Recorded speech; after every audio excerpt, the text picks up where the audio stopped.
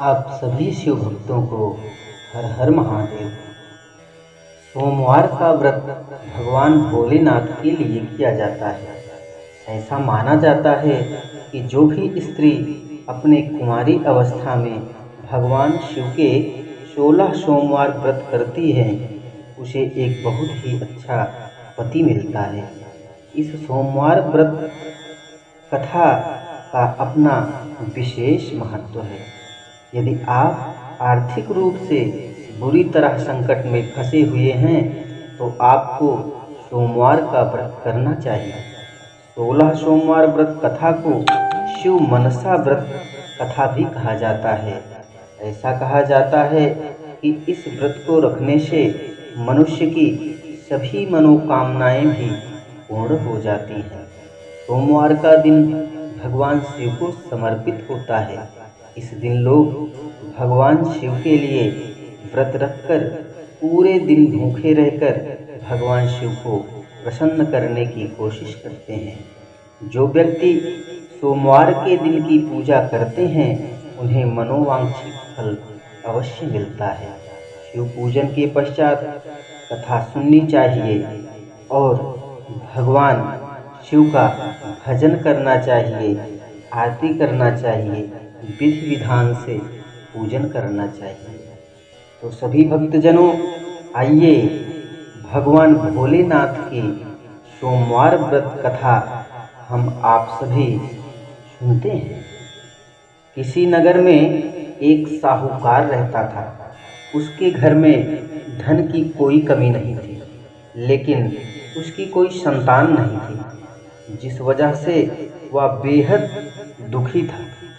पुत्र प्राप्ति के लिए वह भगवान शिव के प्रत्येक सोमवार का व्रत रखता था और पूरी श्रद्धा के साथ शिवालय में जाकर भगवान शिव और पार्वती जी की पूजा करता था। उसकी भक्ति देखकर माँ पार्वती प्रसन्न हो गईं और भगवान शिव से उस साहूकार की मनोकामना पूर्ण करने का निवेदन किया।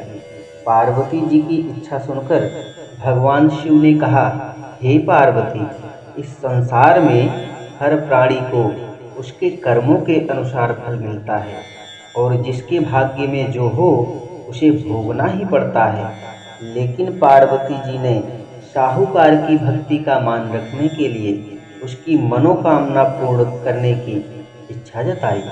माता पार्वती के आग्रह पर शिव जी ने साहूकार को पुत्र प्राप्ति का वरदान तो दिया, लेकिन साथ ही यह भी कहा कि उसके बालक की आयु केवल 12 वर्ष होगी। माता पार्वती और भगवान शिव की इस बातचीत को साहूकार सुन रहा था। उसे ना तो इस बात की खुशी थी और ना ही गम। वह पहले की भांति शिव जी की पूजा करता रहा। कुछ समय उपरांत साहूकार के घर एक पुत्र का जन्म हुआ। जब वह बालक 11 वर्ष का हुआ तो उसे पढ़ने के लिए काशी भेज दिया गया। साहूकार ने पुत्र के मामा को बुलाकर उसे बहुत सारा धन दिया और कहा कि तुम इस बालक को काशी विद्या प्राप्ति के लिए ले जाओ और मार्ग में यज्ञ कराओ। जहाँ भी यज्ञ कराओ वहीं पर ब्राह्मणों को भोजन कराते और दक्षिणा देते हुए जाना। दोनों मामा भांजे इसी तरह यज्ञ कराते और ब्राह्मणों को दान दक्षिणा देते काशी की ओर चल पड़े। रात में एक नगर पड़ा जहां नगर के राजा की कन्या का विवाह था, लेकिन जिस राजकुमार से उसका विवाह होने वाला था वह एक आंख से काना था। राजकुमार के पिता ने अपने पुत्र के काना होने की बात को छुपाने के लिए एक चाल सोची। साहूकार के पुत्र को देखकर उसके मन में एक विचार आया। उसने सोचा, क्यों ना इस लड़के को दूल्हा बनाकर राजकुमारी से विवाह करा दूं। विवाह के बाद इसको धन संपदा देकर विदा कर दूंगा और राजकुमारी को अपने नगर ले जाऊंगा। लड़के को दूल्हे का वस्त्र पहनाकर राजकुमारी से विवाह कर दिया गया।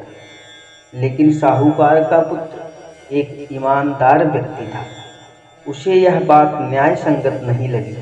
उसने अवसर पाकर राजकुमारी की चुनरी के पल्ले पर लिखा कि तुम्हारा विवाह मेरे साथ हुआ है, लेकिन जिस राजकुमार के संग तुम्हें भेजा जाएगा वह एक आंख से काना है। मैं तो काशी पढ़ने के लिए जा रहा हूँ। जब राजकुमारी ने चुनरी पर लिखी बातें पढ़ी तो उसने अपने माता पिता को यह बात बताई।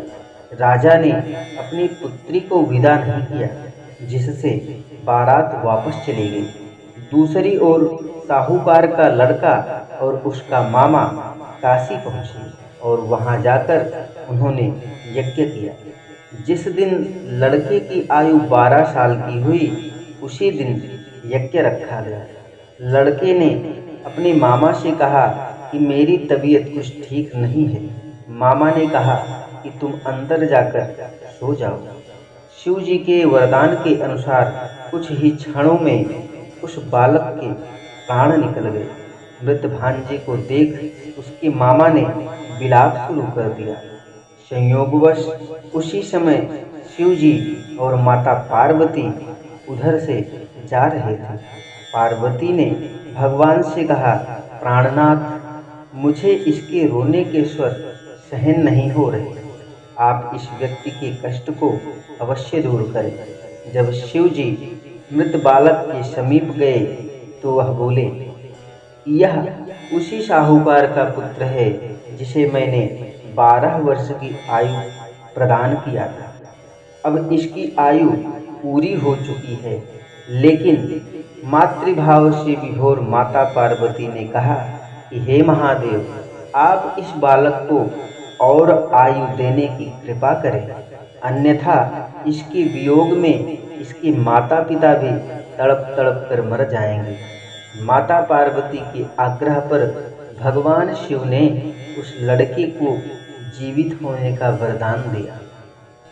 शिव जी की कृपा से वह लड़का जीवित हो गया। शिक्षा समाप्त करके लड़का मामा के साथ अपने नगर की ओर चल दिया। दोनों चलते हुए उसी नगर में पहुँचे जहाँ उसका विवाह हुआ था।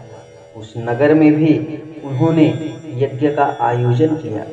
उस लड़के के ससुर ने उसे पहचान लिया और महल में ले जाकर उसकी आवभगत की और अपनी पुत्री को विदा किया।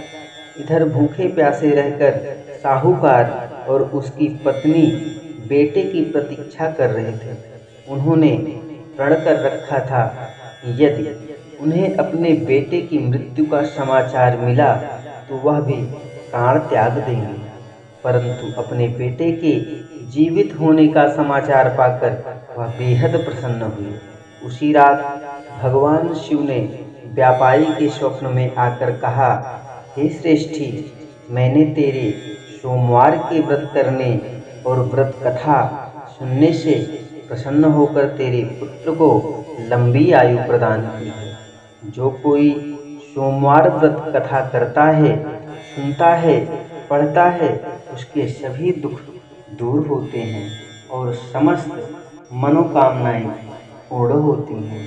तो भक्तजनों, एक बार प्रेम से बोलिए, हर हर महादेव, हर हर महादेव, हर हर महादेव।